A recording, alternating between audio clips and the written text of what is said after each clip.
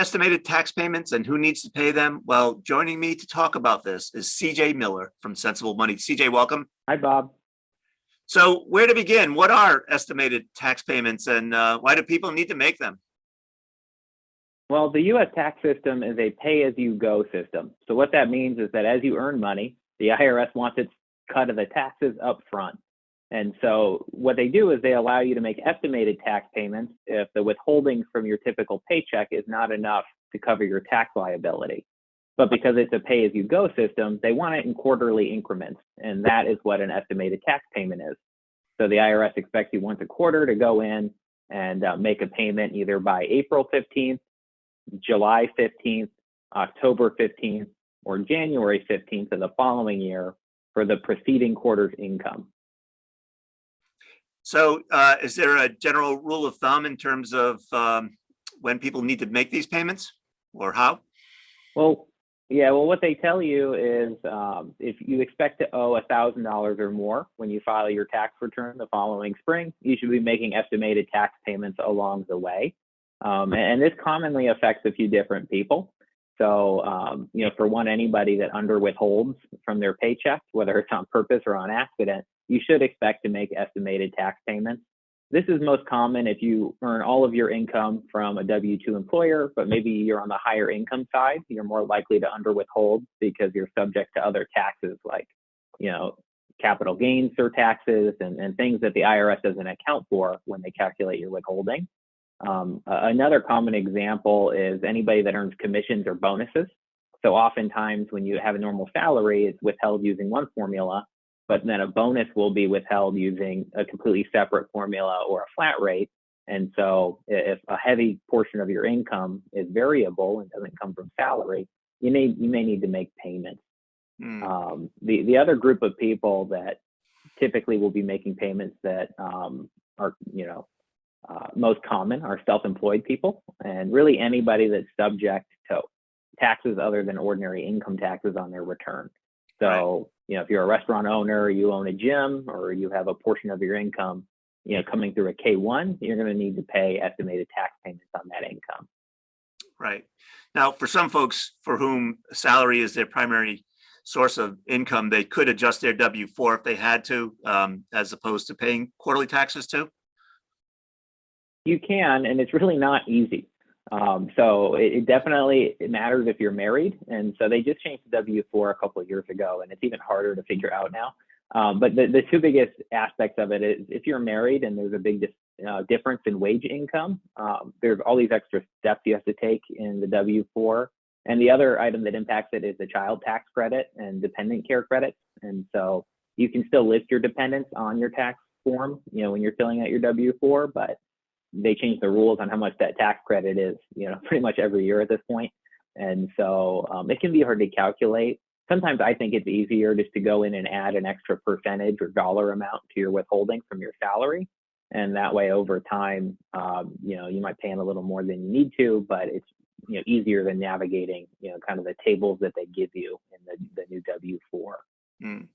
So you mentioned self-employed people as being typically subject to paying estimated taxes. What about retirees who are on Social Security?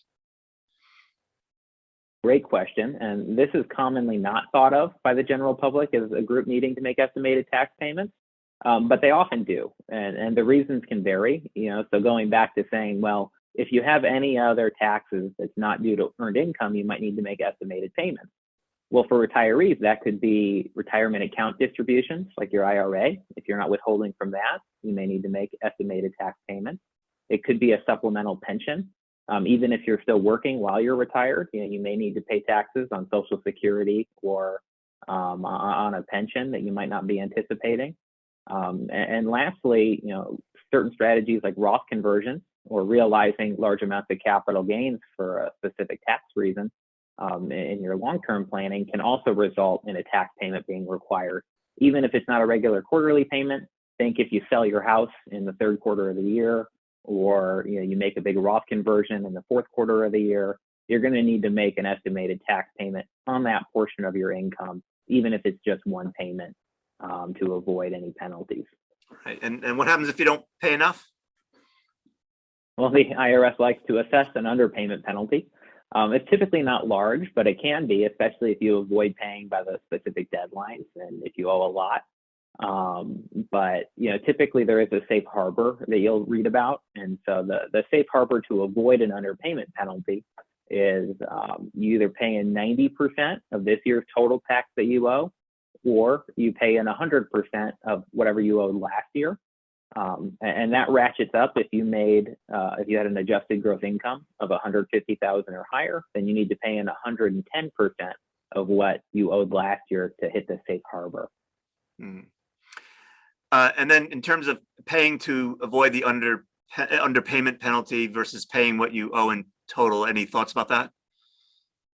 Yeah, well, I always tell retirees and people that are working to watch out for this. And so if you're working with a CPA and they outline quarterly payments for you, oftentimes what they'll do is just give you the amount to hit the safe harbor. So let's say you owned a fitness gym, and during COVID you owed 10,000 in taxes, but this year your gym's rebounding and now you're probably going to owe 20,000. Well, your CPA might say, well, all you need to do is pay in 10,000 because that's what you paid in last year, and you'll have no underpayment penalty. And that's great. But if you don't count on paying the extra 10, right, because you still have 10 left when you file your return in April, it can be a big shock. So you should really talk to your accountant and clarify, am I making these quarterly payments that you outlined just to avoid an underpayment penalty? Or is this going to cover most of my tax liability for the year? Because if you don't have money to pay that April payment, well, then you're going to get even more late fines, if you're not prepared to make it. So how does one go about making payments then? Well, there are a few ways to do it. Many people right now are in the midst of filing their returns for the previous year. And so one way to do it is if you over withhold and you are expecting a refund, you can apply last year's refund as a first quarter tax payment this year. Additionally, you can make estimated payments either to the IRS by check with a tax payment voucher. Most accountants can outline that for you, or you can download a form online. I think it's far easier, though, to use direct pay on irs.gov. It's a secure site that you can use to take a tax payment directly from your checking account. And that way you can just log in and do it. And it's pretty simple. You don't have to deal with mail or worry about it going to the wrong place on accident. And then the last way you already touched on earlier, Bob, is adjust that W-4.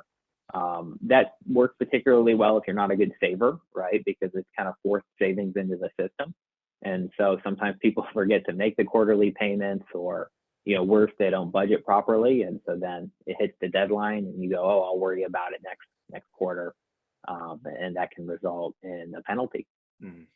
So from a practical perspective, it's quite possible that someone might have a tax liability on April 15th for the previous year, but also still have to make a first quarter payment for the coming year or the year that we're in now. Is that possible? Absolutely. And it's one of the most common reasons people don't get on a proper estimated payment schedule is because, the tax season is already rough on most people in general, getting all the documents together and you're thinking about it. And so, you might go to file your return on April 1st and then go, man, I have a tax payment for this year too by April 15th. And that can be hard to stomach, but people should definitely be aware that that first payment is coming up and it's coming up rapidly. Yeah. Well, we covered a lot of ground. CJ, anything we missed? No, I always preface to people that doing this math can be really difficult yourself, especially if you start adding in all of kind of the tax blind spots. So things like, taxes you didn't know you were going to be responsible for, like surcharges, or maybe certain deductions don't apply to you anymore when they used to. So consult an accountant, and, if your income is very variable, one of the best things you can do is revisit this once a quarter. Because if you have a lot of bonuses coming in one quarter, your paycheck withholding may have been enough previously based on your salary, but maybe you need to adjust it after the second quarter, when that incentive comp comes in. But you don't know unless you're looking and actually forecasting out what you think you're going to owe in total, for the following year.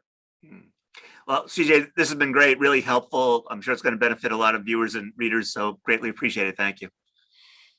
Thanks for having me, Bob.